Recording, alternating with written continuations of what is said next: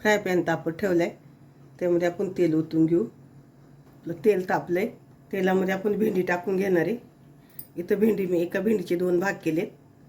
तेलात भेंडी टाकून घेऊ आणि फास्ट गॅसवर आपल्याला चांगली भाजून घ्यायची होती तेलात.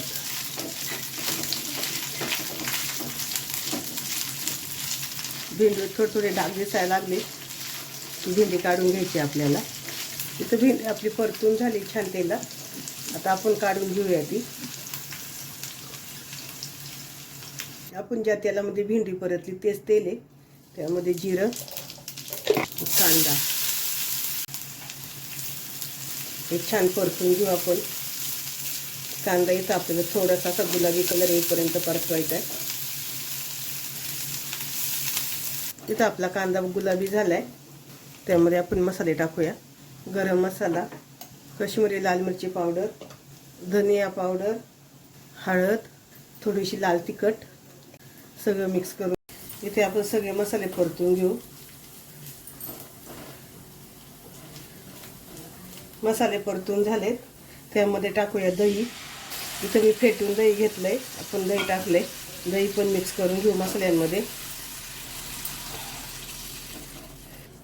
ते सगळे पण चांगलं मिक्स करून घ्यायचं. त्यामध्ये टाकूया भेंडी. भेंडी टाकल्यानंतर परतून घ्यायची छान. सगळी मसाला आपल्या भेंडीला लागला पाहिजे या पद्धतीने आपण परतून घेऊया. बारीक गॅस केलाय. भेंडीवर झाकण ठेवूया. पूर्ण नाही झाकण ठेवायचं, थोडंसं गॅप ठेवायचं झाकणाला. अर्धवट झाकण ठेवायचं आणि आता 2 ते 3 मिनिटं चांगले शिजून घेऊया. 2 ते 3 मिनिट झाले, आपण झाकण काढूया. खूप सुंदर कलर आला आपल्या भेंडीला. त्यामध्ये चवीनुसार आता मीठ टाकूया, कोथिंबीर मिक्स करून घ्यायचं. परत